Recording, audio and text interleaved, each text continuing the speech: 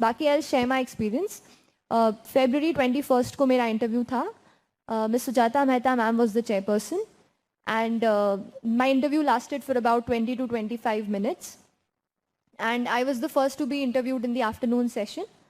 और बाहर मैं बहुत डरी हुई थी, वहाँ पे बैठी हुई थी. एक हॉल होता है where they make us sit, वहाँ पे सर्कुलर ऐसे टेबल्स होते हैं एंड मैं अलग ही वहाँ पे एकदम चुपचाप ऐसा हाथ पकड़ के बैठी हुई थी. तो वहाँ पे देयर वाज दिस सर जो हमारे डॉक्यूमेंट्स वेरीफाई करते हैं. So he came to me and he was like, first time दे रहे हो? मैंने कहा यस सर. बोलते डर लग रहा है? मैंने कहा हाँ सर थोड़ा सा. बोलते हैं देखो अंदर जाके you will take 10 minutes to get comfortable, उससे अच्छा अभी 5 मिनट मिल रहे हैं, अभी कंफर्टेबल हो जाओ. कुछ होना जाना नहीं है, आपसे डिस्कशन ही करने वाले हैं, कुछ अलग तो पूछने नहीं वाले हैं. उनके वो 2 सेंटेंस 3 सेंटेंस वहाँ पे उन्होंने बोले and I was like sir thank you. मुझे ज़रूरत थी कि कोई मुझे ये चीज़ वहाँ पे कह दे. बस वही है, you have to be very comfortable. They are not trying to कि आप परेड करो वहाँ पे उनके सामने, एकदम पॉलिश ऑफिसर हो जाओ. देखो अल्टीमेटली दे नो कि आप एक एस्पिरेंट हो और आप बस एस्पायर कर रहे हो एक सिविल सर्वेंट बनने के लिए. ट्रेनिंग वो आपको 2 साल की इसीलिए दे रहे हैं ताकि आपको एक पॉलिश्ड ऑफिसर बना सके सारे ज्ञान के साथ. वो लोग करेंगे.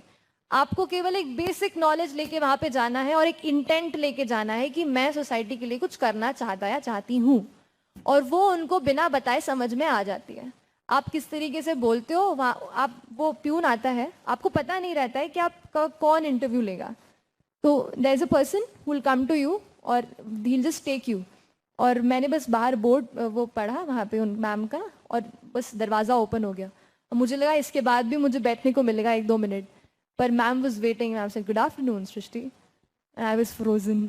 आई सेड स्टार्ट हो गया.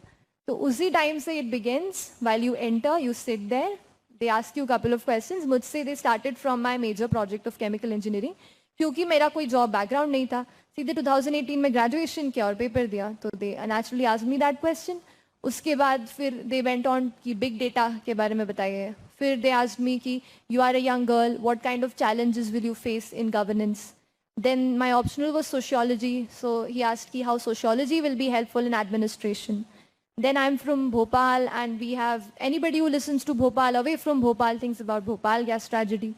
Then he asked me about it and I was a chemical engineer as well, तो उस पे फिर chemical पे और बातें हुई कि chemicals release हो जाते हैं, कैसे manage करना है and stuff. Then I was asked कि India में there are basic issues like poverty and malnutrition. But do you think that we still should put our money into research and sciences? Then there was one question कि आप movies देखते हैं क्या? I said no. Sir कहते हैं फिर भी एक आंसर बताओ. Describe for me the issue of Padmavat that is going on. So he didn't ask my views. He just said just tell me what it was all about. And the last question of mine was tell me about mass cheating. What is mass cheating? And then I said कि in some parts of India mass cheating, आप समझ रहे हैं, कोई photo आपके दिमाग में आया रहे क्या अभी मास चीटिंग पे? कहीं पे किसी स्कूल में ऐसा हुआ है जहां अंदर बच्चे पेपर दे रहे हैं and then they are getting notes from outside? वही फोटो मेरे दिमाग में फ्लैश किया था एंड आई एक्सप्लेन जितना मैं कर पाई. सो मैम सेड कि उसका इम्पैक्ट एजुकेशन सिस्टम पे क्या पड़ेगा, दैट वाज द क्वेश्चन. ऐसे करके you get questions from your background and your current affairs. Current affairs जो चल रहा है वो हम पढ़ ही रहे हैं, इसीलिए अलग से अभी कुछ चिंता करने की जरूरत नहीं है. अभी प्रीलिम्स और मेंस पे ध्यान दीजिए. Whenever you are starting to prepare for UPSC examination, please do not think about your personality test. जब तक आप पर्सनालिटी टेस्ट तक पहुंचते हैं, आप इतनी चीज़ें पढ़ लेते हैं कि आपको समझ में आ जाता है कि एग्जैक्टली वहाँ पे क्या चल रहा है और क्या होने वाला है और क्या एक्सपेक्ट किया जाता है. तो अभी अगर आप एग्ज़ाम के प्रिपरेशन स्टेज में हैं तो मॉक इंटरव्यू देख लिया ठीक है, पर पर्सनालिटी टेस्ट पे इतना फोकस मत कीजिए. उसका जो पर्सनालिटी टेस्ट देखिए 2 चीज़ों में होती है. एक चीज़ वो नॉलेज जो आपसे पूछेंगे कि ये इश्यूज़ हैं क्या है, वो आप प्रीलिम्स मेंस के लिए पढ़ ही रहे हैं, उसी से आपकी तैयारी होगी. थोड़ा आपका ग्रेजुएशन का दे विल आस्क यू, वो आप कर ही रहे हैं.